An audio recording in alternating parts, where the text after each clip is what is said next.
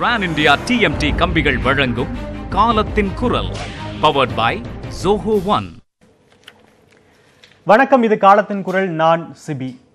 மருத்துவ மாணவர் சேர்க்கைக்கான தரவரிசை பட்டியல் வெளியாகி இருக்கிறது. இந்த பட்டியலில் முதல் 10 இடங்களில் மாநில பாடத்திட்டத்தில் படித்த மாணவர்கள் ஒருவர் கூட இடம்பெறவில்லை.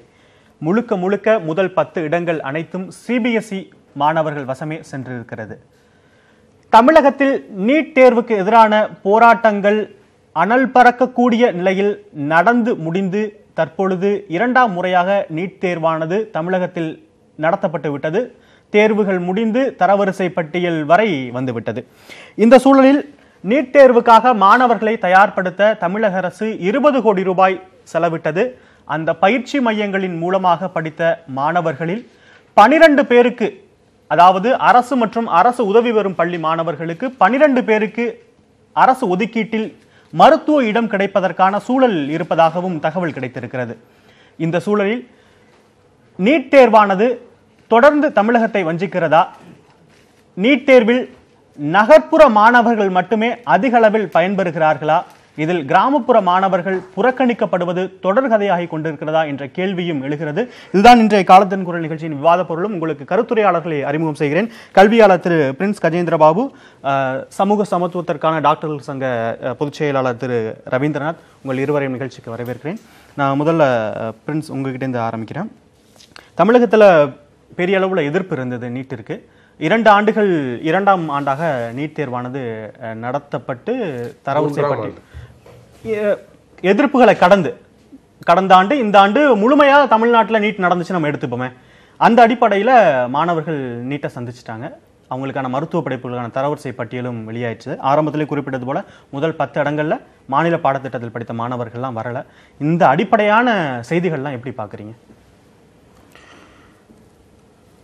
மத்திய பாடத்திட்டத்தில் படித்த மாணவர்கள் பாடத்திட்டத்தால் அவர்கள் இந்த போட்டித் தேர்விலே, நுழைவுத் தேர்விலே அவர்கள் முதல் இடத்திற்கு வந்தார்களா, அல்லது பயிற்சி நிலையத்தால் முதல் இடத்துக்கு வந்தார்களா? பள்ளிக்கூடத்தில் கொடுத்த சிலபஸ், பள்ளிக்கூடத்தில் கொடுத்த டெக்ஸ்ட் புக் அது மட்டுமே என்று சொன்னால் அப்ப அந்த சிலபஸ்ல படிச்ச அத்தனை பேரும் வந்திருக்கணுமே.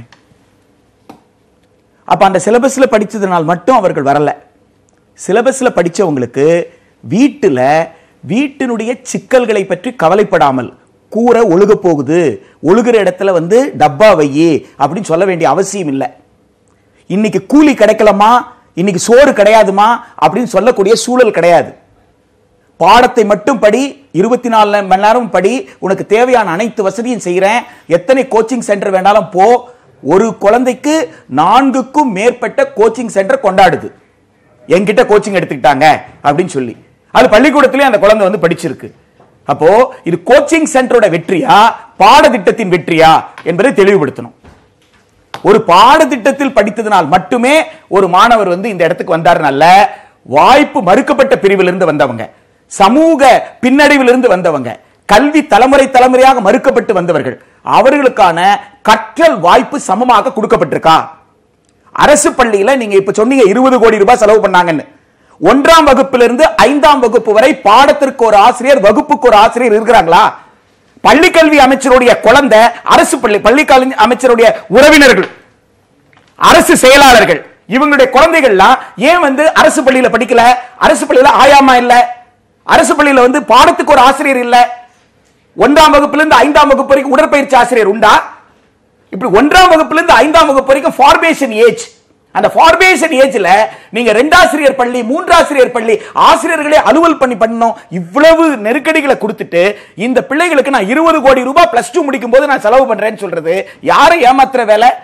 ஈக்விட்டபிளான அக்சஸ் இல்லாத போது, கற்றல் வாய்ப்பில் சமமான வாய்ப்பு இல்லாத போது, நீங்கள் சமமான போட்டி என்பது ஒரு நியாயமற்றது தொடக்கத்திலிருந்து சொல்லிட்டு இருக்கிறோம். இன்னைக்கு வாய்ப்பு இருக்கிறவங்க வெற்றி பெற்றிருக்கிறாங்க, வாய்ப்பு இல்லாதவர்கள் ஆசை இருந்தும் தகுதி இருந்தும் திறமை இருந்தும் வெளியில் அடிக்கிறாங்க. வாய்ப்பு இருக்கவங்க வெற்றி பெற்றுட்டாங்க. 3வது ஆண்டா தமிழ்நாடு நீட் பாதையில பயணிச்சுக்கிட்டு இருக்கு. ஏன் வாய்ப்பை ஏற்படுத்தி தரலையா? வாய்ப்பை ஏற்படுத்தி கொடுக்கணும்னா 1ஆம் வகுப்பிலிருந்து வாய்ப்பை ஏற்படுத்தி கொடுக்கணும். கோத்தாரி கமிஷன் பரிந்துரை என்ன? 66ல கோத்தாரி கமிஷனோட பரிந்துரை என்ன? பொதுப்பள்ளி முறையை நடைமுறைப்படுத்து, ஜிடிபியில் 6% கொண்டு வா, இந்திய மொழிகளை வளர்த்தெடு, இந்திய மொழிகளை வளர்த்தெடுக்கும் வரையும் வேண்டுமானால் ஆங்கிலம் இருக்கலாம். எப்ப 66 கொத்தாரி கமிஷன், 66 கொத்தாரி கமிஷன்ல இருந்து இதுவரைக்கும் நீங்க பயணிச்சீங்களா?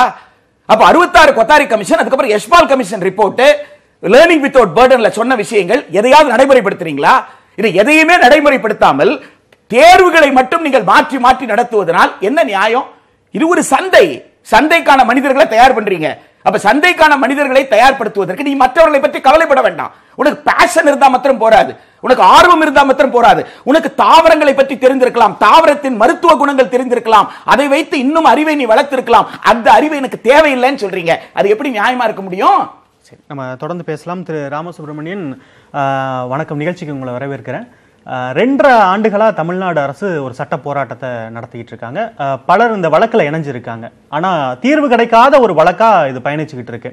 சட்டசபையில சுகாதாரத்துறை அமைச்சர் கேட்டிருக்காரு, நாங்க அனுப்பின டிராப்டோட நிலை என்னன்னு தெரியல, கேட்டுட்டு சொல்றோம் அப்படின்னு சொல்லியிருக்காங்க. வழக்கு முடியாம பயணிக்கிறதெல்லாம் நீட்டுன்றது ஒரு சிக்கல் நிறைந்த அமைப்பு, அதற்காக தான் அந்த வழக்குகள்லாம் தொடர்ந்து பயணிக்குதோ அப்படின்னு நம்ம எடுத்துக்கலாமா? அது இந்த supreme court order, interim order தான் இது. இப்போ ஃபைனாலிட்டி இன்னும் வரலை. இருந்தாலும் கூட அதை சுப்ரீம் கோர்ட் சொன்னதுனால இப்போ இந்த நீட்டுங்கிற எக்ஸாம்ஸை நடத்திட்டு கொண்டிருக்கின்றார்கள். இது வந்து எனக்கு ஏற்புடையதாகத்தான் இல்லை. இது சரியான ஒரு போக்காக எனக்கு படலை. ஆனாலும் கூட supreme court made it very clear, இந்த எக்ஸாம்ஸை நடத்தணும் அப்படின்னு சொன்னதுனால வேறு வழி கிடையாது. Central government will have to abide by the ஓட்டைகள் நிறைந்த, உடசல்கள் நிறைந்த ஒரு தேர்வை வந்து சுப்ரீம் கோர்ட் சொல்லிட்டாங்கன்னு ஒரு மத்திய வேற வழி கிடையாது, வேற வழி கிடையாது. அதாவது மாணவர்கள் பாதிக்கட்டும் அப்படி அர்த்தம். நான் வந்து என்னுடைய நிலைப்பாடு முதல்ல உங்களுக்கு ஒரு விஷயத்தை சொல்லிடுறேன். நான் வந்து நீட்டுக்கு மிகவும் எதிரானவன். அதில் ஒன்றும் there is no two opinion about it. நம்ம நண்பர் டாக்டருக்கெல்லாம் நல்லாவே தெரியும். பல முறை நான் பல இடத்துல பேசியிருக்கேன், என்னுடைய கருத்துக்கள்லாம் வெளிப்படையாக சொல்லியிருக்கேன். ஆகவே இந்த நீட்டுங்கிற எக்ஸாமுக்கு நான் நிச்சயமாக I am not in favour at all. But nevertheless அது சுப்ரீம் கோர்ட்டு சொல்லியாச்சு. அப்படிங்கும்போது இதுலேருந்து மத்திய அரசு நீங்கள் குறை சொல்லி அர்த்தமே கிடையாது. சுப்ரீம் கோர்ட் சொல்லியிருக்கு, இன்னும் ஃபைனாலிட்டி வரட்டும், அதற்கு பிறகு உண்டா இல்லையாங்கிறது பின்னாடி பார்த்து கொள்வோம். ஆஸ் ஆஃப் டுடே டெஃபினட்டாக இந்த நீட்டுங்கிற எக்ஸாம் இப்போ கண்டினியூ ஆகும். அந்த அடுத்த வருஷமும் வரும். அதனால் வந்து இனிமேல் வருமா வராதா அப்படிங்கிறது நீங்கள் கேட்குறதுல அர்த்தமே கிடையாது. Because it has become fait accompli. இன்றைக்கி நீட்டுங்கிறது உண்டு, அதுலேருந்து தப்பிக்க முடியாது அப்படிங்கிறது தான் இன்றைக்கி கள நிலைமை, கிரவுண்ட் ரியாலிட்டி. அதுலேருந்து நீங்கள் யூ கேனாட் எஸ்கேப் இட் அப்படிங்கிறது தட் இஸ் கள நிலவரம். சுப்ரீம் கோர்ட் சொல்லிட்டாங்க, மத்திய அரசு அதை நடைமுறைப்படுத்த வேண்டிய ஒரு இடத்துல இருக்கு. சரி, ஆனா இப்ப ஏற்பட்டிருக்கக்கூடிய விளைவுகள் இருக்குல்ல, இதெல்லாம் இந்த நடைமுறைப்படுத்தல இருக்கக்கூடிய சிக்கல்கள்னாலதான் அந்த விளைவுகள்ன்றது இல்ல. அடிப்படையாக எனக்கு என்னன்னா, இந்த இம்பேலன்ஸுக்கு ஆரம்பத்திலேருந்தே நீட்டுங்கிறது இது வந்து நிச்சயமாக மிகப்பெரிய அளவிற்கு சமதளமே இல்லாத ஒரு போட்டியாக நான் பார்க்கின்றேன். 42 போர்டு இருக்கு. இன்னைக்கு சிபிஎஸ்சி பேசிஸில் தான் வந்து எக்ஸாம்ஸே கண்டக்ட் பண்ணணும் அப்படின்னு சொல்லி சிபிஎஸ்சி கையிலேயே கொடுத்து அவங்கள்ட்டே கொஸ்டின் பேப்பரை ரெடி பண்ண சொல்கிறதுங்கிறது, அவங்க என்ன பண்ணுவாங்கன்னா அவங்களுக்கு தெரிஞ்சு தான் பண்ணுவானே ஒழிய மற்ற போர்டை பற்றி he is not going to father about it. ஆகவே அது வந்து எனக்கு ஏற்புடைமையாக இல்லை. டெஃபினட்டாக அதுலேயே டெஃபினட்டாக ஆரம்பத்திலேயே உங்களுக்கு தி foundation it self is shaky. ஒன்று. இரண்டாவது, அடுத்த நிலைமைக்கு நீங்கள் போகணுன்னா, இப்போ தமிழ்நாட்டில் இருக்கக்கூடிய பசங்க ஒன்றும் they are not inferior. But the problem is ஒரு எல்லாருக்கும் ஒரு ட்ரைனிங் இல்லாமல் நிச்சயமாக இந்த பரீட்சையை எழுத முடியாது. அதுதான் ஒரு பெரிய ப்ராப்ளம். என்னன்னா இன்னைக்கு இப்போ ட்ரைனிங் இல்லாமல், அதுவும் சாதாரண 20 பயிற்சியை தமிழக அரசே கொடுத்துருக்காங்க. இல்லை அதெல்லாம் வேஸ்ட் சார், அதெல்லாம் absolutely it is all waste. இப்போ யாருன்னா நீங்கள் பெரிய பெரிய ஆட்கள்கிட்டலாம் போய் வருஷத்துக்கு, அதாவது 9ஆம் கிளாஸ்லேருந்து எனக்கு அந்த பெண் இப்போ இந்த ஃபர்ஸ்ட் ரேங்க் வாங்கியிருக்கேன் தமிழ்நாட்டில். அந்த பொண்ணு எனக்கு ரொம்ப நல்ல பழக்கம் உண்டு. அந்த கீர்த்தனாங்கிற பொண்ணு, அவங்க ஃபேமிலியில் எனக்கு ரொம்ப தெரிஞ்சவங்க. இருந்தாலும் கூட அவங்களே என்ன பண்ணுறாங்க, 9ஆம் கிளாஸ்லேருந்து நீட்டு கோச்சிங்காக போயிட்டு இருக்காங்க. கோச்சிங்காக போயிருக்காங்க. அவங்க எங்க போய் படிச்சாங்க, அவங்க அவங்க பள்ளி படிப்பை எங்க படிச்சாங்கன்றது பேச வேண்டிய ஒண்ணு. அதை பத்தி நம்ம பேசலாம். நான் டாக்டர் ரவீந்திரநாத் கேட்டு வந்துடுறேன். நீட்ன்றது பல கோடி ரூபாய் வணிகன்றது நீட் என்னைக்கு தொடங்குச்சோ அன்னையில இருந்து பேசப்பட்டு இருக்கக்கூடிய 25,000 கோடி ரூபாய்க்கு மேல போன வருஷம் ஆயிருக்கா சார். தெரி சார் சர்வே. சரி, கோச்சிங் ஒண்டி புள்ளி விவரத்தோட கணக்கையும் நம்ம ராமசுப்ரமணியன் சொல்றாரு. என்னுடைய கேள்வி என்னன்னா, நேத்து அதாவது அப்ளை பண்ண இந்த தரவரிசை பட்டியலுக்கு விண்ணப்பித்த மாணவர்கள்ல முதல் இந்த 10 ரேங்க் பெரிய பெரிய மாநகரங்கள், இன்னும் இந்த மாநகராட்சிகள் நம்ம ஒரு 10 மாநகராட்சிகளை செக்ரிகேட் பண்ணோம்னா அதுல டாப் லைன்ல இருக்காங்க. 50% மாணவர்கள் விண்ணப்பிச்சிருக்காங்க. கடைசி 10ல அரியலூர், புதுக்கோட்டை, கரூர் இப்படிப்பட்ட மாணவர்கள் இருக்காங்க. 12% மாணவர்கள் மட்டும்தான் விண்ணப்பிச்சிருக்காங்க. இப்ப மாநகரங்கள்ல சிபிஎஸ்இ பள்ளிகள் இருக்கு, அதே எண்ணிக்கையில் அளவுல கோச்சிங் சென்டர்ஸும் இருக்கு. அப்ப இந்த மாநகரத்தில் இருக்கக்கூடிய கோச்சிங் சென்டர்ஸ்க்கும் சிபிஎஸ்இ பள்ளிகளுக்கும் இணைந்துதான் இந்த பயிற்சின்றது நடக்குதான்ற ஒரு அடிப்படையான கேள்வி எழுது. இதை எப்படி பாக்குறீங்க? அதாவது இப்ப ராமசுப்ரமணியன் சார் சொன்ன மாதிரி இன்னைக்கு என்னன்னாக்க மிக முக்கியமா இந்த நீட் நுழைவுத் தேர்வை மிகப்பெரிய அளவுக்கு வணிகமயமாக்கி அந்த தேர்வையே வணிகமயமாக்கிட்டாங்க. அது பிறகு மிகப்பெரிய அளவு இந்த கோச்சிங் சென்டர்ஸ் மிகப்பெரிய வணிகமா மாறி இருக்கு. கிட்டத்தட்ட 25,000 கோடி ரூபாய் அளவுக்கான வணிகமயமா அந்த கோச்சிங் சென்டர்ஸ் மாறி இருக்கு. பார்த்தீங்கன்னா இந்தியாவில் மிகப்பெரிய ஒரு முதலாளி வந்து பாத்தீங்கன்னா நான் வந்து நீட் கோச்சிங் கிளாஸ் ஆரம்பிக்க போறேன் அந்த நிறுவனம் சொல்லிருச்சு. அவங்க பேர் சொல்ல நீங்க சொல்லிட்டீங்க. இல்ல அம்பானி நம்ம அதனால வந்து அவர்களே அப்ப நோக்கம் நம்மளுக்கு தெளிவா புரிகிறது. அதுபோல நீட் நுழைவுத் தேர்வு இந்த ஆண்டு நடத்தியது மூலமாக கிட்டத்தட்ட நம்ம சிபிஎஸ்இ என்ற நிறுவனத்துக்கு இந்த ஆண்டு கிட்டத்தட்ட 100 கோடி ரூபாய்க்கு மேல உங்களுக்கு லாபம் கிடைச்சிருக்கு. அவங்க ஏராளமான நுழைவுத் தேர்வு நடத்துறாங்க, இந்த தேர்வு மூலமா கிடைச்சிருக்கு. அதே போல இந்த நீட் நுழைவுத் தேர்வு வந்து இன்றைக்கு பாத்தீங்கன்னாக்க அது சென்ற ஆண்டு ரிசல்ட் பார்த்தாலும் சரி, இந்த ஆண்டு ரிசல்ட் பார்த்தாலும் சரி, வேற அமைப்பு நடத்துது, சிபிஎஸ்இயோட லாபம் பறிபோகுதா? அப்ப இல்ல நான் அதுக்கு அப்புறம் வரேன். இப்ப வந்து என்னன்னாக்க இந்த சென்ற ஆண்டு முடிவுகளையும் இந்த ஆண்டு முடிவுகளையும் பார்த்தாலுமே திரும்ப திரும்ப என்ன தெரியுதுனாக்க மாநகரங்களை சேர்ந்த மாணவர்கள் அதிகமா வந்து தேர்ச்சி பெற்றிருக்காங்க. சென்ற ஆண்டு பார்த்தீங்கன்னா சென்னையை சேர்ந்த மாணவர் 471 பேர். அதே சமயத்தில் இந்த ஆண்டு பார்த்தீங்கன்னா கிட்டத்தட்ட 2,939 பேர் தேர்ச்சி பெற்றிருக்காங்க. இந்த மாதிரி எல்லா மாநகரங்களையும் ஒப்பிடலாம். சென்ற ஆண்டு இந்த ஆண்டு அதே மாதிரி தான் ரிஃப்ளெக்ட் ஆகுது. அதாவது சென்னை, மதுரை, திருநெல்வேலி, கோயம்புத்தூர் இந்த மாதிரி எங்கெங்கெல்லாம் அதிகமான கோச்சிங் சென்டர் இருக்கோ அந்த கோச்சிங் சென்டர்ல படிச்ச மாணவர்கள் அதிகமா வந்து எம்பிபிஎஸ் தரவரிசை பட்டியலில் வந்திருக்காங்கிறத நம்ம காண முடியுது. அப்ப வந்து இங்க குறிக்கிறேன் இதே புள்ளிவரத்தோட ஒட்டி பார்க்கும்போது ஈரோடு, கிருஷ்ணகிரி, தருமபுரி, நாமக்கல் இங்கெல்லாம் தனியார் பள்ளிகள் அதிக அளவுல. இந்த தனியார் பள்ளிகள்ல 2017 அதாவது நீட் வர்றதுக்கு முன்ன கிட்டத்தட்ட 1750 மாணவர்கள் மருத்துவத்துக்கு போயிருக்காங்க. நகர்பகுதியில பார்க்கும்போது வெறும் 12 தான். அந்த நிலை இப்ப தலைகீழா மாறி இருக்கு. தனியார் பள்ளியுடனேயே நீட் கோச்சிங் கிளாஸ் எடுத்துக்கிட்டாங்க தானே பார்க்க முடியும். இல்ல நீங்க சொல்றதுல வந்து பெரிய இதை நான் பார்க்கல. என்னன்னாக்க ஏற்கனவே வந்து நீட் நுழைவுத் தேர்வு இல்லாத தனியார் பள்ளிகள், மிகப்பெரிய பள்ளிகள் வந்து அதிகமாக தேர்ச்சி பெற்று வந்தாங்க.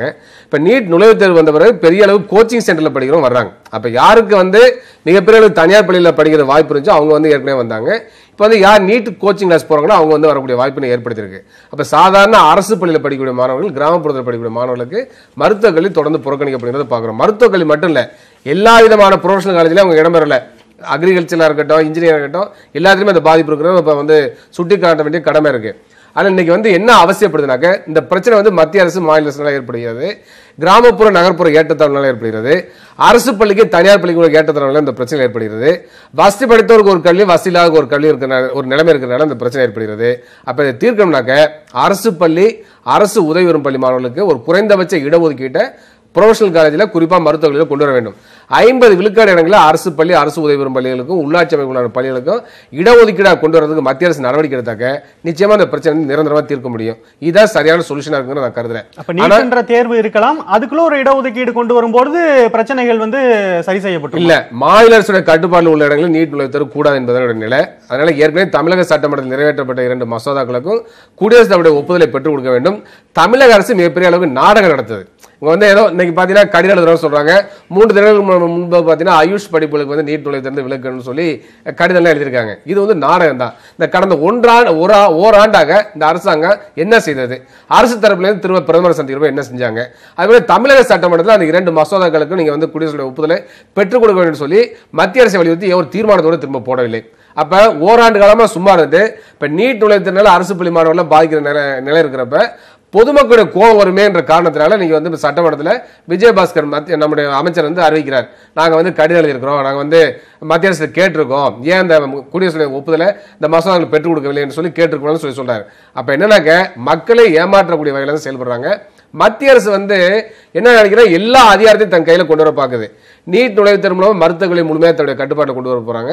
அதுபோல யூஜிசி மூலமாக பல்கலைக்கழகங்களை முழுமையாக தன்னுடைய கட்டுப்பாட்டில் கொண்டு போகக்கூடிய போக்க பார்க்கிறோம். அப்ப இன்றைக்கு வந்து ஜனாதிபதியாக தேர்ந்தெடுக்கப்பட்ட அமைப்புகளை ஒழித்து கட்டுவது, கல்வியை வந்து முழுமையாக தன்னுடைய கட்டுப்பாட்டில் கொண்டு போவது என்ற நோக்கத்தில் போறாங்க. அதுல நீட் ஒரு அம்சமா நான் பார்க்கிறேன். அப்ப சாதாரண ஏழை எளிய மக்களுக்கு மருத்துவக் கல்வி என்பது கிடைக்காத ஒரு சூழ்நிலை இருக்கிறது. எந்த காரணத்துக்காக நீட் நுழைவுத் தேர்வு கொண்டு வரேன்னு சொன்னாங்களோ அது எதையுமே செய்யல. குறிப்பா வந்து வெளிப்படைத்தன்மை நம்ம அந்த வெளிப்படைத்தன்மை பத்தி பேசலாம். நான் வந்து நெடுஞ்செழியன்ட்ட கேட்டு வந்துடுறேன். திரு நெடுஞ்செழியன், நிறைய புள்ளி விவரங்கள் வச்சிருப்பீங்க. 12ஆம் வகுப்பு மாணவர்களுக்கான அந்த மாணவர் சேர்க்கைன்றது 12ஆம் வகுப்பு முடிச்சுட்டு அவங்க மருத்துவ படிப்புக்கு போகும்போது +2 மார்க்கை வச்சு போயிட்டு இருந்த அந்த காலகட்டத்தில் தரமான மருத்துவர்கள் உருவாகிறாங்க அப்படின்ற ஒரு வாதம் ஒரு பக்கத்து இருந்தாலும், இப்ப அரசு குறிப்பா நம்ம அந்த வாதத்தை அரசு பள்ளிக்கு நோக்கி இழுத்துட்டு போகும்போது கடந்த முறை ஒரு 5 மாணவர்கள் வந்ததா நமக்கு தகவல் கிடைச்சிச்சு. இந்த முறை ஒரு 12 மாணவர்கள் வருவாங்கன்றது அந்த புள்ளி விவரத்துலேருந்து நம்ம தெரிஞ்சுக்கக்கூடிய தகவலா இருக்கு.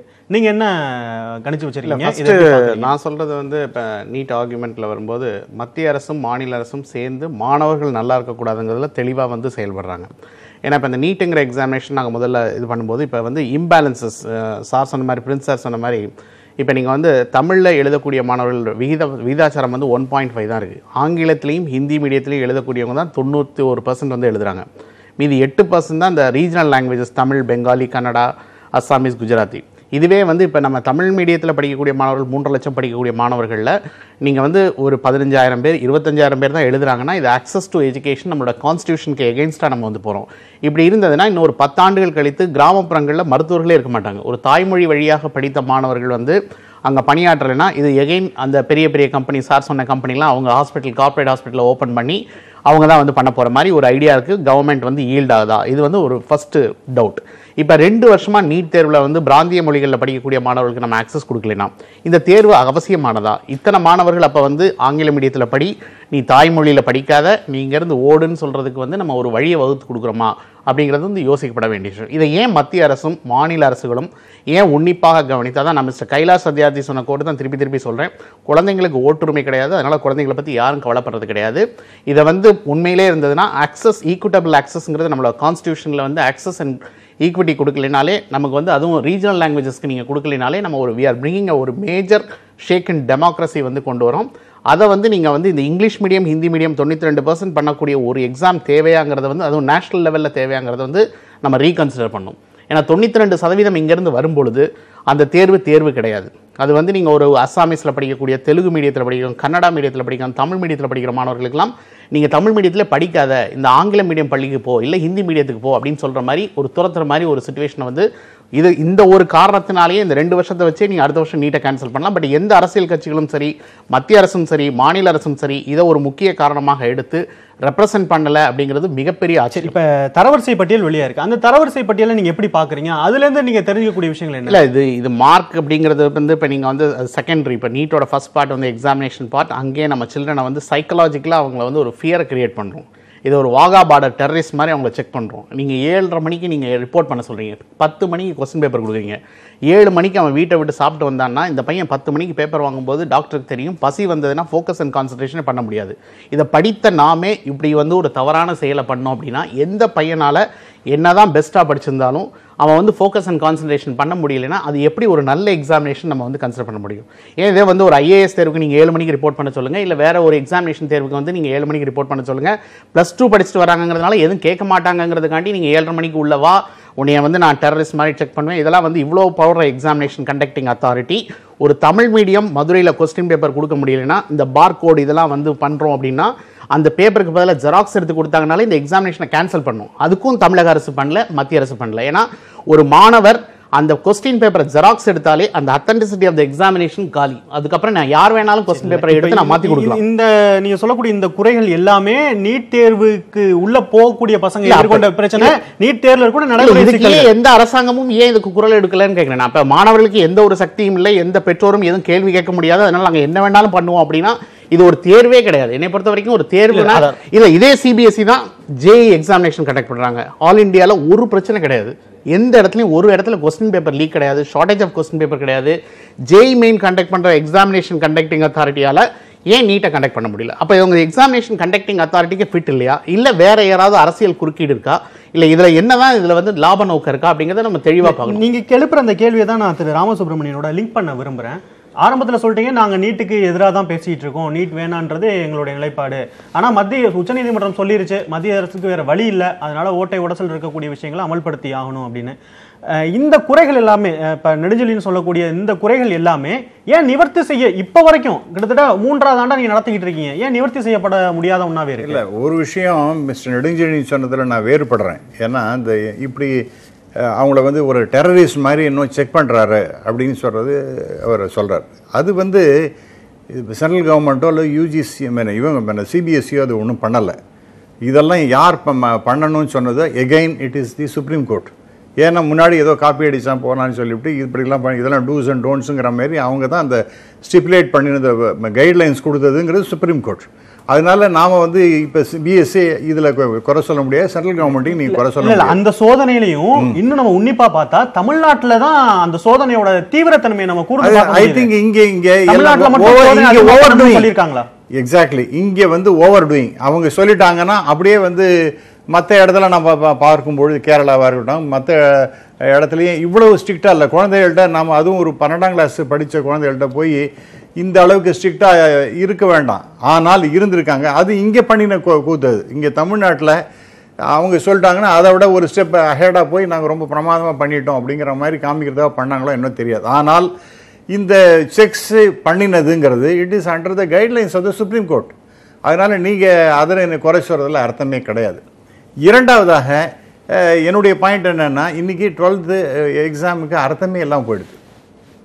பிகாஸ் இப்போ 11ஆம் கிளாஸில் சரி இப்போ இதெல்லாம் வந்து நான் வடநாட்டில் நிறைய இடத்துல பார்த்தாச்சு. வடநாட்டில் என்ன பண்ணுறாங்கன்னா 11ஆம் கிளாஸ் சேர வேண்டியது, அப்புறம் 12ஆம் கிளாஸில் பரீட்சை 50 மார்க் வாங்க வேண்டியது, மற்ற நேரம் முழுக்கலும் இந்த கோட்டா ராஜஸ்தான் மாதிரி எல்லா இடத்துலையும் போய் இதை தான் ட்ரைனிங் தான் எடுத்துக்க வேண்டியது, கோச்சிங் தான் எடுத்துக்க வேண்டியது. இல்லை அதான் ஆந்திரா அதை ஒட்டிய மாநிலங்களில் 5 பாடங்கள் அங்கெல்லாம் வந்து பள்ளிகளே கிடையாது, அதான் பயிற்சி மையங்கள்னு சொல்றாங்க. எக்ஸாக்ட்லி, நீங்க விவாதத்தை இன்னொரு கட்டத்துக்கு நகர்த்தி இருக்கீங்க.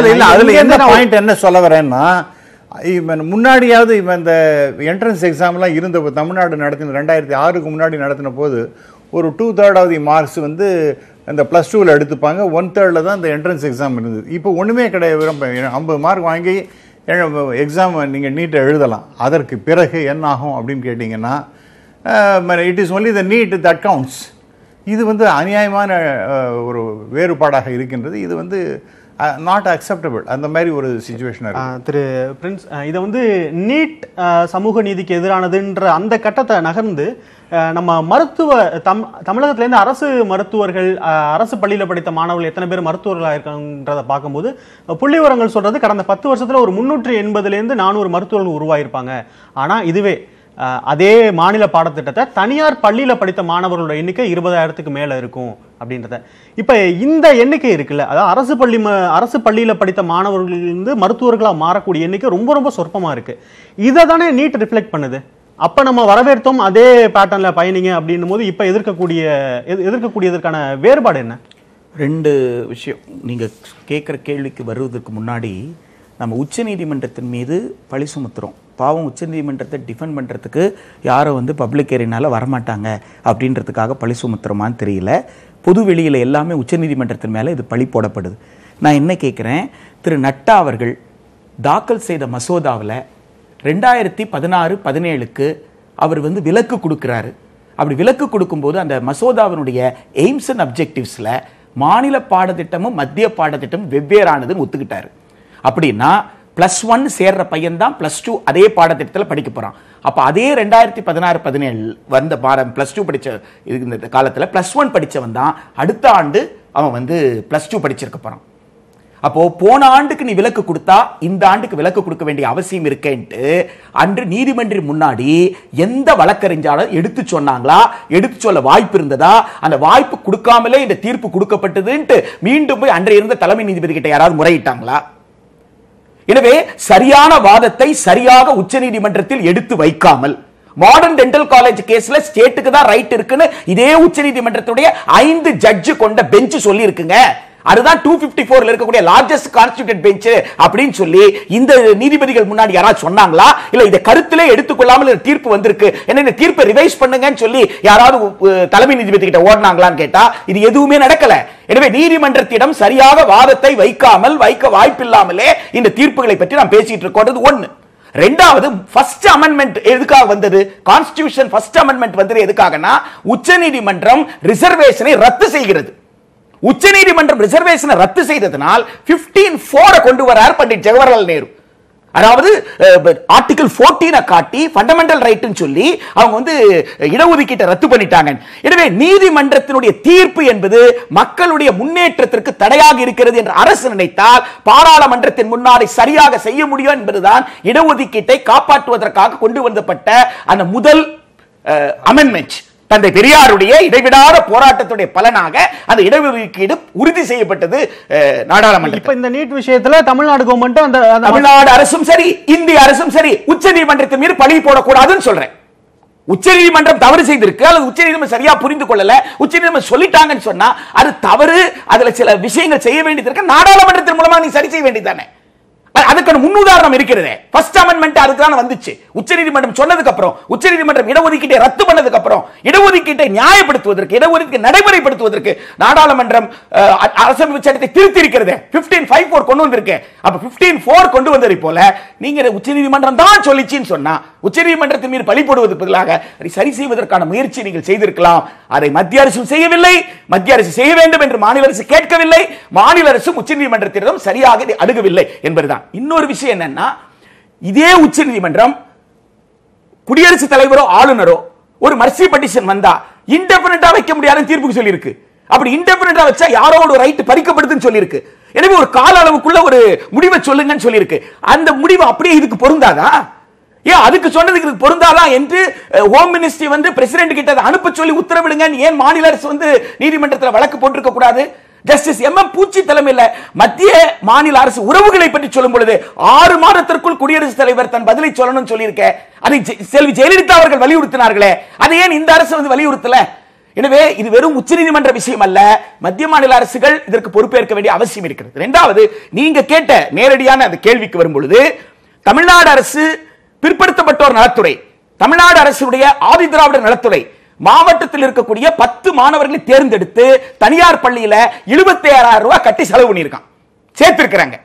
1ஆம் வகுப்பிலிருந்து 10ஆம் வகுப்பு வரைக்கும் அரசு பள்ளியில படித்த மாணவர்கள் 11ஆம் வகுப்பு தமிழ்நாடு அரசால் டாப் 10. அப்ப டாப் 10 என்ன அர்த்தம்? 320 பேர். ஒரு டிஸ்ட்ரிக்ட்டுக்கு 10 பேர்னா 32 டிஸ்ட்ரிக்ட்டுக்கு 320 பேர். 320 பேர் எஸ்சி எஸ்டில, 320 பேர் வந்து பிசி எம்பிசில சொன்னா 640 பேர் அரசு பள்ளி மாணவர்கள் தனியார் பள்ளியில் படிக்க வைத்திருக்கிறார்களே, இவர்களை அரசு பள்ளி மாணவரா கருத போறீங்களா, தனியார் பள்ளி மாணவரா கருத போறீங்களா?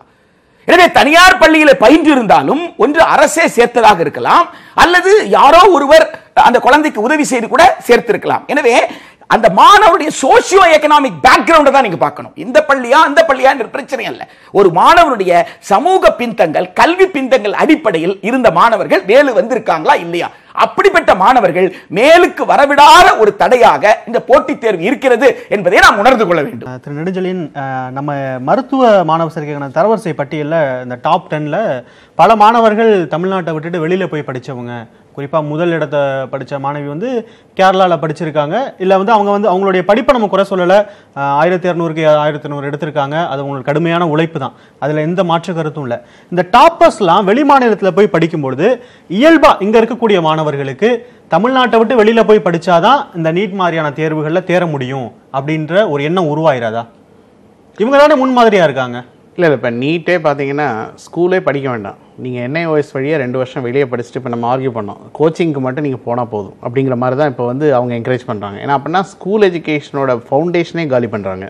ஏன்னா இப்போ நீங்கள் வந்து 50% இருந்தால் போதும், நீங்கள் வந்து எதுவுமே வந்து நீங்கள் ஓப்பன் ஸ்கூலிங்கில் கூட என்ன வேணாலும் எடுத்துகிட்டு வரலாம் அப்படிங்கிறப்ப வந்து கொண்டு வந்தாங்கன்னா பையன் ஸ்கூலுக்கு போக வேண்டிய அவசியம் இல்லை, கோச்சிங் மட்டும் போனால் போதும். ஆட்டோமேட்டிக்காக அவனுக்கு வந்து 2 வருஷம்.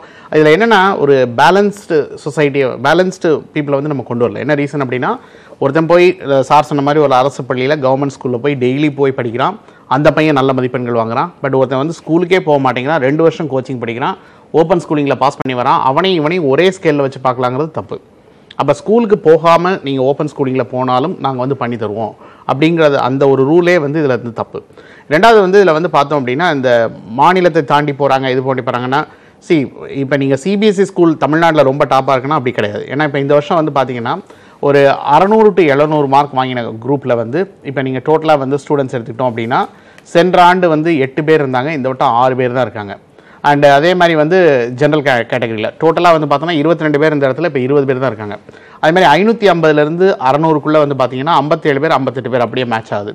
அடுத்த மார்க் மொத்தமாக இந்த 500க்கு மேலே எடுத்துக்கிட்டோம் அப்படின்னாலே மாணவர்களோட எண்ணிக்கை வந்து 200க்கு மேலே போகலை. அப்போ 200க்கு மேலே போகலைன்னா இங்கே உள்ள சிபிஎஸ்சி ஸ்கூலும் நல்லா சொல்லித்தரலன்னு அர்த்தம். ஸ்டேட் போர்ட் ஸ்கூல் தான் சரியில்லை அப்படின்னு சொல்ல முடியாது. சிபிஎஸ்சி ஸ்கூலும் இந்த மாதிரி இந்த இதில் வந்து அவங்கள வந்து ஒரு மெயின் ஸ்ட்ரீமுக்கு வந்து கொண்டு போகல. அது அதோட ரிஃப்ளெக்ஷன் நம்ம எல்லா இடத்துலையும் பார்க்க முடியுது. அது நீட்டாக இருக்கட்டும், ஜே அட்வான்ஸாக இருக்கட்டும். ஜே அட்வான்ஸில் வந்து ஒப்பீட்டு அளவில் பார்க்கும்போது சிபிஎஸ்சி பள்ளிகள்லாம் எங்கே குவிஞ்சிருக்கோ அங்கே பள்ளிகள் இன் தமிழ்நாடு +2 ஆஃபரிங் சிபிஎஸ்சி ஸ்கூல்ஸ் 54 தான் இந்த சயின்ஸ் குரூப்பில். இந்த 54 ஸ்கூலை வச்சு நம்ம வந்து தமிழ்நாட்டில் இருக்க மற்ற ஸ்கூலோட கம்பேர் பண்ணும்போது இந்த majority of the population Tamil Nadu state போர்டில் தான் இருக்குது. பட் இந்த ஸ்டேட் போர்டுக்கு வந்து குவாலிட்டி, அதாவது சிலபஸை பொறுத்த வரைக்கும் காமன் சிலபஸ் தான். பட் இதில் கேள்வி கேட்க வேண்டியது, புரிதல்கள், இதெல்லாம் வந்து என்னென்னா எனக்கு பொறுத்த வரைக்கும் 10 ஆண்டுகளுக்கு முன்னாடி 15 ஆண்டுகளுக்கு முன்னாடி இந்த ப்ரைவேட்டைசேஷன் ஆஃப் அந்த டீச்சர் எஜுகேஷன் ஸ்கூலை நம்ம என்னைக்கு வந்து வெளியே வந்து விட்டோமோ, அதில் படிக்காத டீச்சர், அதில் வந்து அவங்கெல்லாம் வந்து படிக்கிற டீச்சரை டிஸ்டர்ப் பண்ணி அந்த குவாலிட்டியை வந்து அதனோட ரிஃப்ளெக்ஷன் தான் இன்றைக்கி வந்து நம்ம வந்து பார்க்குறோம். சரி, இதுலேருந்து தான் ஒரு துணை கேள்வி வருது திரு ரவீந்திரநாத். 54 சிபிஎஸ்சி பள்ளிகள் மட்டுமே இருந்தாலும் சயின்ஸ் பாடத்தை தரமாக கற்றுக் கொடுக்கக்கூடிய, ஆனால் இங்கே விகிதாச்சாரம்ன்றது ஒப்பிட்டு பார்க்கும்போது கடந்த வருஷம் 2314 ஸ்டேட் போர்ட் ஸ்டூடெண்ட்ஸ் வந்திருக்காங்கன்னா கிட்டத்தட்ட அதில் பாதி 1220 சிபிஎஸ்சி மாணவர்கள் வந்திருக்காங்க. அப்போ இவங்கெல்லாம் சிபிஎஸ்சி பள்ளிகள் ஒரு குறிப்பிட்ட சில நகரங்கள்ல இருந்து வரக்கூடிய சிபிஎஸ்சி பள்ளி மாணவர்கள் தான் தரமாக வர்றாங்க அப்படின்ற ஒரு பொருளோட பகுதியா? இல்லை, அப்படி இல்லை. இந்த நீட்டுக்கான பாடத்திட்டம் இருக்குது பார்த்தீங்களா, அது ஸ்டேட் சிலபஸ் பாடத்திட்டம் கிடையாது. அவன் நீட்டுக்கு தனியாக ஒரு பாடத்திட்டம் வச்சாங்க கூட அதிகமான கேள்வி வந்து எங்கேருந்து கேட்கப்படுது, சிபிஎஸ்சி பாடத்திட்டத்தில் கேட்கப்படுது. அதில் சென்னை உயர்நீதிமன்றத்தில் கேள்வி கேட்டாங்க, நீங்கள் வந்து பல்வேறு பாடத்திட்டங்கள் உள்ள நாட்டில் நீங்கள் வந்து பார்த்தீங்கன்னா எப்படி ஒரு சிபிஎஸ்சி அமைப்பு வந்து நுழைவுத்தேர்வு நடத்தலாம் அப்படின்னு கேள்வி கேட்டாங்க. அப்போ அப்பட்டமாக என்னன்னாக்க சிபிஎஸ்சி மாணவர்களுக்கு வந்து இது சாதகமாக இருக்கிறது, அவர்களுடைய பாடத்திலிருந்து அதிகமான கேள்வி இடம்பெறுகிறது. அதனால தான் வந்து அவங்க அதிகமாக வந்து வர்றாங்க. அதுபோல் பார்த்தீங்கன்னா நீங்கள் சொன்ன மாதிரி சென்ற ஆண்டு ரொம்ப குறைவான எண்ணிக்கையில் ஒரு 4500 பேர் தான் அவங்க வந்து சிபிஎஸ்சி மாணவர்கள் அப்ளை பண்ண 4625 பேர் தான் அப்ளை பண்ணாங்க. அதில் பார்த்தீங்கன்னா 1220 பேர் சிபிஎஸ்சி மாணவர்கள் வந்து மெடிக்கல் காலேஜ் போயிருக்காங்க. அதே சமயத்தில் நம்முடைய ஸ்டேட் போர்டில் படித்தவங்க பார்த்தீங்கன்னாக்க கிட்டத்தட்ட 26325 பேர் வந்து அப்ளை பண்ணாங்க. அவங்கள வந்து 2314 பேர் தான் செலக்ட் ஆயிருக்காங்க மெடிக்கல் காலேஜில். அதுலேயும் பார்த்தீங்கன்னா ரெண்டாவது அட்டம்ப்டாக நீட் எழுதினவங்க தான் நிறைய பேர் வந்திருக்காங்க, அதில் 40% மேலே. அப்போ அப்படிப்பட்ட ஒரு மோசமான நிலைமை இருக்கிறது. அப்போ என்ன, நீட் நுழைவுத் தேர்வு என்பது ஸ்டேட் போர்டு மாணவர்களுக்கு எதிராக இருக்கிறது, தமிழில் படித்த மாணவர்களுக்கு எதிராக இருக்கிறது, கிராமப்புற மாணவர்களுக்கு எதிராக இருக்கிறது நம்ம பார்க்க வேண்டிய அவசியம் இருக்கிறது. அப்போ வந்து இன்னைக்கு மத்திய அரசு பல காரணங்களை சொல்லிச்சு நீட் நுழைவுத் தேர்வு நடத்துறதுக்கான காரணங்கள், ஆனால் எதையுமே செய்யலை. இப்போ என்னன்னாக்க ஆல் இண்டியா லெவலில் ஒரு மெரிட் லிஸ்ட் அவங்க போடல. எதுக்காக மெரிட் லிஸ்ட் 3 வருஷம் ஆயிடுச்சு. இப்போ நீட் நுழைவுத் தேர்வு வந்து ஆல் இண்டியா லெவலில் மெரிட் லிஸ்ட் போடுறதுல என்ன உங்களுக்கு கஷ்டம் இருக்கு? அப்போ டிரான்ஸ்பரன்சி அதில் இல்லை. அது பிறகு நாங்கள் வந்து ஃபீஸை வந்து முறைப்படுத்த போகிறோம், கேபிடேஷன் ஃபீ தடுக்க போகிறோம்னு சொன்னாங்க. 3 நாட்களுக்கு முன்னால் ஒரு ஆங்கில செய்தித்தாளில் செய்தி வருது என்னன்னாக்க பல மெடிக்கல் காலேஜில் பார்த்தீங்கன்னா 22 லட்சம் 30 லட்சம் வந்து நேரடியாகவே ஒயிட்டாகவே பணம் வாங்கிட்டு தான் மெடிக்கல் காலேஜ் அட்மிஷன் கொடுக்குறாங்க. சென்றாண்டு பார்த்தீங்கன்னாக்க 4.5 ஆண்டு படிப்புகளும் சேர்த்து அவங்க என்ன பண்ணாங்கன்னா கர்நாடகத்தில் 1.5 கோடி ரூபா பணம் வாங்கியிருக்காங்க, கேபிடேஷன் ஃபீ மாதிரியே வாங்கியிருக்காங்க. அப்போ எங்கே வந்து முறைப்படுத்திருக்காங்க? செய்யலை. அதே போல பார்த்தீங்கன்னாக்க இப்போ வந்து ஒரு 11 பேர் குழு வந்து மெரிட் அப்படின்றது தேவையில்லை. இல்ல மெரிட்னு அவங்க சொன்னாங்க, ஆனா அது எதுவுமே நடைமுறைப்படுத்தலன்னு சொல்றேன். அவங்க அதுக்கான முயற்சி எதுவுமே பண்ணல. இப்போ வந்து பாத்தீங்கன்னா பணம் தான் மெரிட் இருக்கு. பணம் இருந்தா யார் வேணாலும் சேரலாம் பிரைவேட் மெடிக்கல் காலேஜ்ல, மேனேஜ்மெண்ட் கோட்டாவில், டியூனிவர்சிட்டியில. அதை முறைப்படுத்துறதானே நீட்னு சொன்னாங்க, அதை செய்யல அவங்க.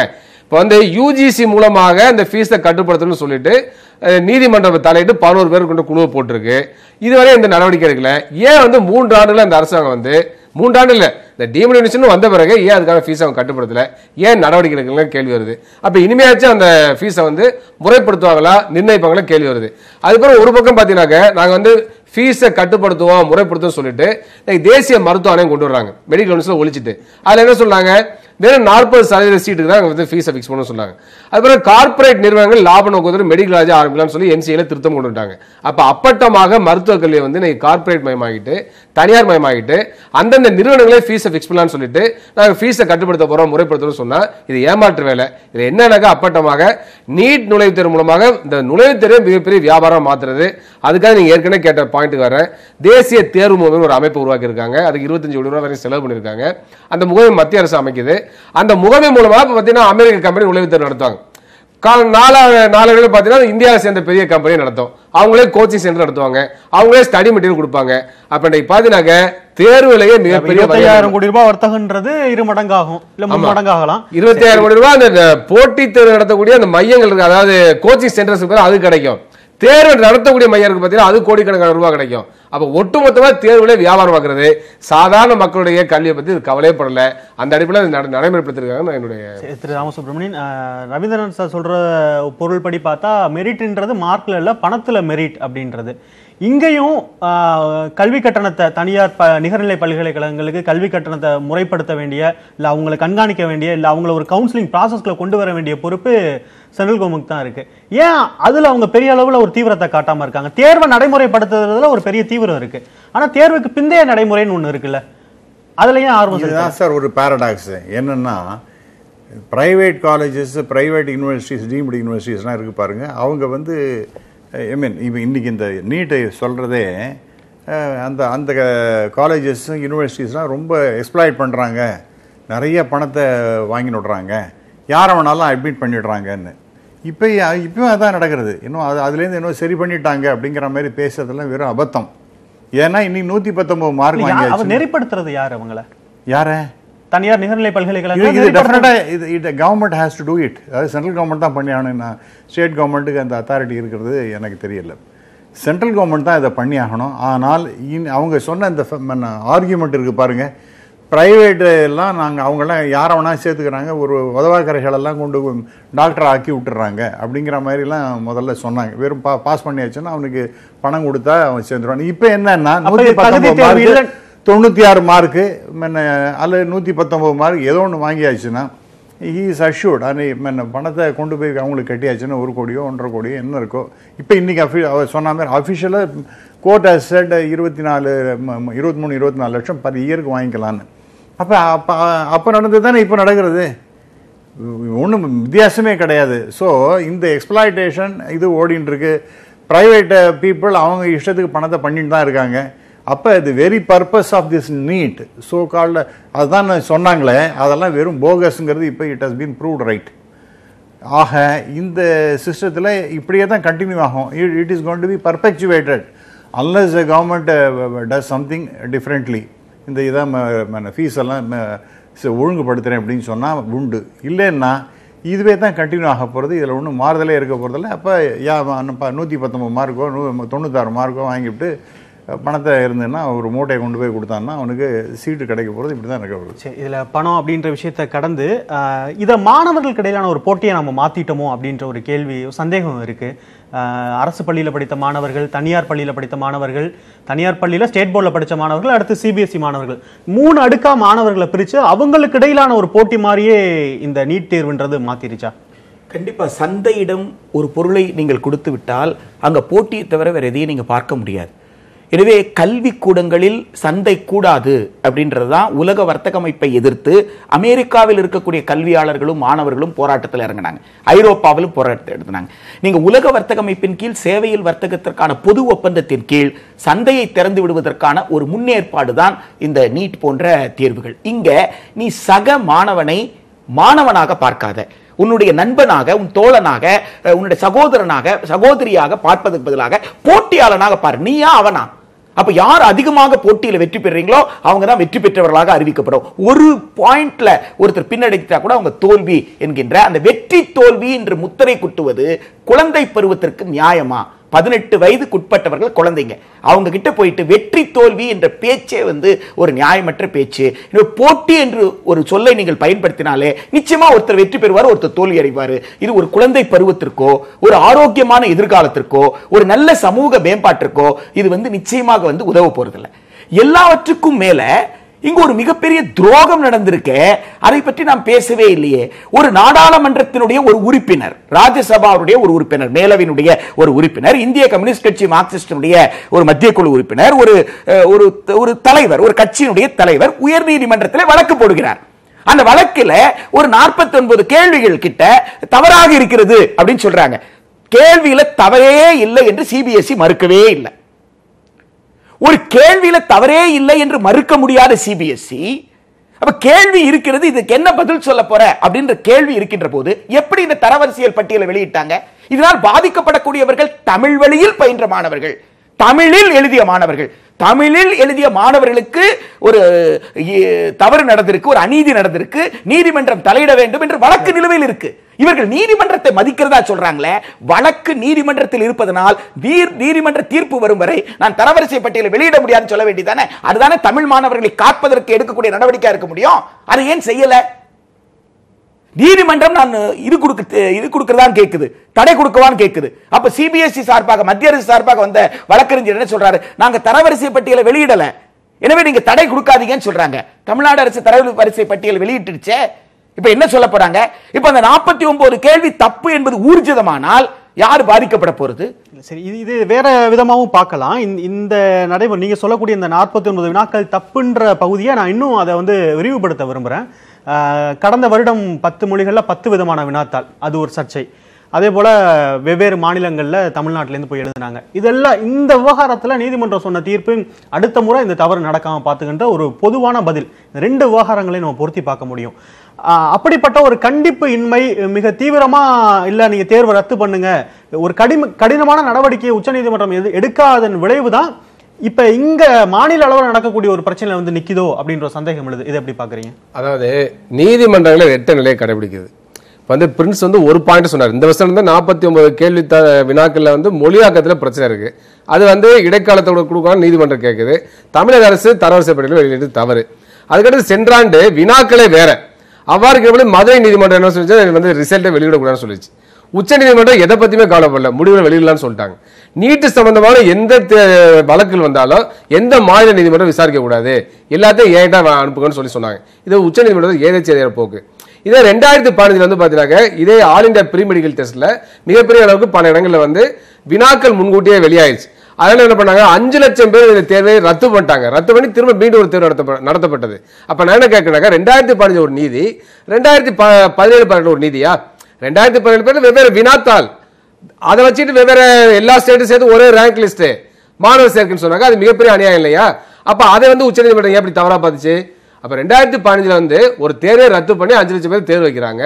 அதே சமயத்தில் 2017 எதை பத்தியும் கவலை இல்லை, ரிசல்ட் வெளியின்னு சொன்னாங்க. என்ன நீதித்துறையின் மேல நம்மளுக்கு ஒரு கவலை அளிக்கக்கூடிய விஷயமா நம்ம பார்க்க வேண்டிய நிர்பந்தம் இருக்கிறது. அது போல இன்றைக்கு பார்த்தீங்கன்னா இது மட்டுமே பிரச்சனை இல்லை. இன்னைக்கு பல இடங்கள்ல ஹிந்தி வினாத்தால கொடுக்குறாங்க. மதுரை பக்கத்தில் ஹிந்தி வினாத்தால கொடுத்தாங்க. சேலத்தில் பார்த்தீங்கன்னா தேர்வு ரொம்ப காலதாமதம் நடத்தினாங்க. தெலுங்கானால போனாலும் தெலுங்குல இந்த பிரச்சனைகள் அடிப்படை எழக்கூடிய சந்தேகம். மத்திய அரசு ஒரு தேர்வு நடத்துது. ஒவ்வொரு மாநிலங்களையும் அந்த தேர்வுடைய நடைமுறை ஒன்னா இருந்தாலும் அந்த மாநிலத்தோட தன்மைக்கு ஏற்றார் போல தேர்வு கூட பணியாளர்களா இருக்கட்டும், அந்த தேர்வு தாள வடிவமைக்கிறவங்களா இருக்கட்டும், இதுல எல்லாம் உதவி செய்யக்கூடிய அளவுல அந்த மாநிலத்திலிருந்து ஒரு பிரதிநிதி போவாங்க. அப்படி ஒரு வலிமையான பிரதிநிதியோ ஒரு வலிமையான ஆலோசனையோ தமிழகத்திலிருந்து கொடுக்கப்படாதோட விளைவு தான் அதா இல்ல. இது தவறான ஒரு இது. நம்மளால போக முடியாது. யார்கிட்ட அதிகாரம் இருக்கு? மத்திய அரசு இருக்கு, சிபிஎஸ்சி இருக்கு. அவங்க உதவி நான் செய்ய முடியும். ரோலிங்கே கிடையாது. ஆமா, நிச்சயமா ரோலே கிடையாது. இன்னும் சொல்ல போனாக்க இந்த போதிய அளவுக்கு எங்களுக்கு இங்க தேர்வு மையங்கள் கிடைக்கலன்னு சொல்லி தமிழரசோட உதவி நாடினால செஞ்சிருப்பாங்க. தமிழரசுக்கு எத்தனை மையங்கள் அமைச்சிருக்காங்க, எவ்வளவு பேர் இருக்காங்க, முழுமையான டீடைல்ஸ் தமிழரசுக்கு தெரியாது இல்லையா? கடைசி நேரத்தில் தெரியும். அப்படி இருந்த கூட உச்சநீதிமன்றம் தமிழரசு சரியா வாதாடவில்லைங்கிறது ஒரு முக்கியமான வாதம். அதுக்கடுத்து மிக முக்கியமான இன்றைக்கு இந்த தேர்வு எழுதினதிலே பாத்தீங்கன்னாக்க எழுதியவருடைய எண்ணிக்கையோட முடிவு அதிகம். இப்ப பீகார்ல 2300 சொச்சம் பேர் தேர்வை எழுதல, நீட் தேர்வை எழுதல, அதை அவங்க மதிப்பெண் போட்டு ரிசல்ட் போட்டிருக்காங்க. அதே மாதிரி தமிழ்நாட்டில் இந்த பிரச்சனை இருக்கு. ஒட்டுமொத்தமாக தேர்வை எழுதியவர்களை விட ரிசல்ட் அதிகமா இருக்கிறது. அப்ப ஒட்டுமொத்தம் என்ன வருது? இந்த சிபிஎஸ்இ நடத்திய அந்த தேர்வுல புள்ளிவரங்களே தப்பா இருக்கு. இல்ல, இந்த சிபிஎஸ்இ நடத்திய இந்த தேர்வுல புள்ளிவரங்கள் தப்பா இருக்கு. இந்த தவறுகள்லாம் அடுத்த ஆண்டு அந்த புதிய தேர்வு நடத்த போற புதிய சந்தேகம் இல்ல. நீ உண்மையிலே தேர்வு எழுதாலும் எப்படி மதிப்பெண் போட முடியும்? ஒருத்தர் நான் நீட் தேர்வு எழுதலைங்க, நீட் தேர்வு எனக்கு எப்படி மதிப்பெண் போட முடியும்? இந்த தவறுகள்லாம் ஒரு கேலி கூத்தாவே பார்த்துட்டு நம்ம அடுத்த கட்டமா அடுத்த வருடத்துல ஒரு அமைப்பு தேர்வு நடத்த போது அவங்களுக்கான ஒரு நிவாரணமே கிடையாது. தேர்வு எழுதுல ஒரு மதிப்பெண் கொடுக்குறாங்க. அதே போலவே ஏன் குறைவான மதிப்பெண் பெறுவர்கள் கூடுதலான மதிப்பெண் வழங்கியிருக்க கூடாது? இந்த கேள்வி வருது இல்லையா? நிகழ்ச்சியோட எப்படி நம்புறது சொல்லுங்க? இறுதி இடத்துக்கு வந்துட்டோம். சிபிஎஸ்இ தேர்வு நடத்திருக்க கூடாது. இதுல நான் 2 மத்திய அரசு மாநில அரசு நான் இப்ப நீங்க சொன்ன இந்த 2 பாயிண்ட் தாண்டி 3வது ஒரு பாயிண்ட் என்னன்னா, பையன் எழுதியிருக்கான், அவனோட கோடிங் ஷீட்ல உள்ளத வெரிஃபிகேஷனுக்கு ஒரு அந்த கீயை கொடுத்தாங்க. அந்த கீயை சிபிஎஸ்இ உடனே தூக்கி விட்டாங்க. ஏன்னா அதில் வந்து நிறைய முரண்பாடுகள் இருக்குது. ஒரு மாணவருக்குலாம் 100 மார்க் வந்து உங்களுக்கு வந்து பயாலஜியில் வந்து மிஸ்ஸிங். ஏன்னா அது வந்து ஜேஇ மெயினுக்கு இன்றைக்கி வரைக்கும் அது சிபிஎஸ்சி இணையதளத்தில் இருக்குது. ஏன் நீட்டுக்கு மட்டும் எடுத்து விடணும்? இது அப்போ எடுத்து விடணும்னா இப்போ வந்து அதில் ஏதோ குளறுபடிகள் இருக்குது. இந்த தேர்வை பற்றி ஏன் மத்திய அரசோ மாநில அரசோ இது மாணவர்களை பாதிக்குது, இந்த தேர்வை திருப்பி நடத்துங்க. எத்தனையோ குறைபாடுகள் இப்போ நம்ம டிஸ்கஸ் பண்ண குறைபாடுகள் தாண்டி ஃபைனலாக இந்த ரிசல்ட்ஸ்லையும் குறைபாடுகள் இருக்குது. அப்படின்னா இது வந்து ஒரு தேர்வு அப்படிங்கிறத வந்து இதை தாண்டி இப்போ தமிழக அரசு வந்து பார்த்திங்கன்னா சார் சொன்ன மாதிரி லிஸ்ட் அனௌன்ஸ் பண்ணிட்டாங்க. கவுன்சிலிங் 1ஆம் தேதின்னு மினிஸ்டர் சொல்லியிருக்காரு.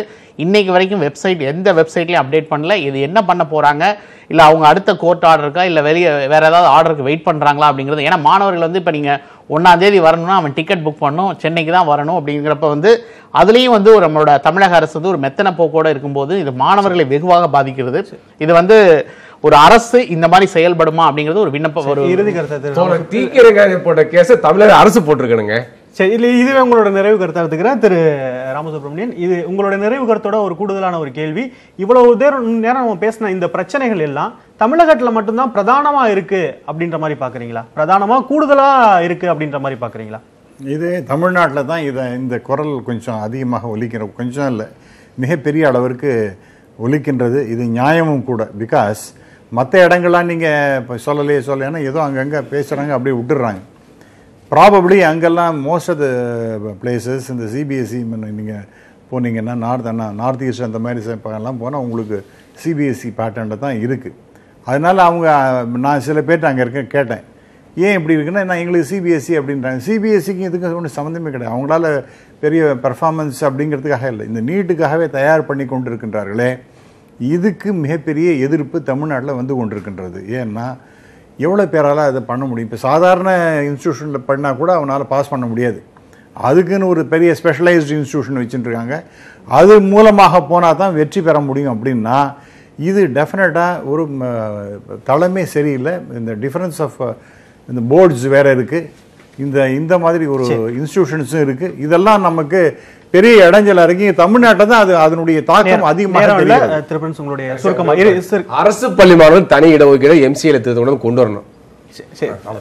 இது சுகாதாரம் துறை சார்ந்த விஷயம். சுகாதாரத்துறையில் பிஜி நீட்டில் எம்பிபிஎஸ் முடிச்சுட்டு அவன் பிஜி நீட்டு தயார் பண்ண உட்கார்ந்துட்டான்னு சொன்னால் ஆரம்ப சுகாதார நிலையத்திற்கு மருத்துவர்கள் இல்லாத ஒரு சிக்கலை உருவாக்கும். ஒரு சமூக நீதியின் களமாக 50 ஆண்டு காலமாக நாம் கட்டமைக்கப்பட்ட ஒரு மிகப்பெரிய சுகாதாரத்துறை இங்கே சீரழிவுக்கு போயிட்டு இருக்கு.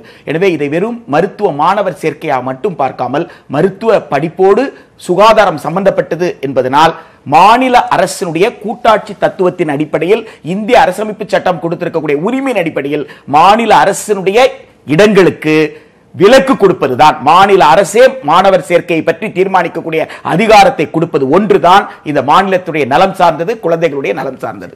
பேச வேண்டியதும் நிறைய இருக்கு. ஏன்னா பிரச்சனைகள் அவ்வளவு தூரம் நீட்ல குவிஞ்சு கிடக்குன்றதை மறுக்க முடியாது. தமிழ்நாட்டில் மட்டும்தான் நீட்டுக்கு எதிராக குரல் வந்து ரொம்ப வலிமையா இருந்தது. மற்ற மாநிலங்களில் இல்லாததற்கு பொருள் அங்க வந்து பள்ளிகள் பயிற்சி பள்ளிகளாகவும் பயிற்சி மையங்களோட எண்ணிக்கையும் அதிகமா இருந்துச்சு. தமிழகத்துல குரல் குறைந்து இருக்கிறதுக்கு காரணம் அப்படிப்பட்ட பயிற்சி மையங்களும் பயிற்சி பள்ளிகளும் உருவாயிட்டிருக்கோங்கிற அச்சமும் கவலையும் இருக்கு. அந்த அச்சத்தும் கவலையோட இந்த அமர்வை நம்ம நிறைவு செய்யலாம். உங்கள் நால்வரின் வருகைக்கும் கருத்து பகிர்வுக்கும் நன்றி. மீண்டும் மற்றொரு நிகழ்ச்சியில் சந்திக்கலாம். இது காலத்தின் குரல், திக்கட்டும் பரவட்டும்.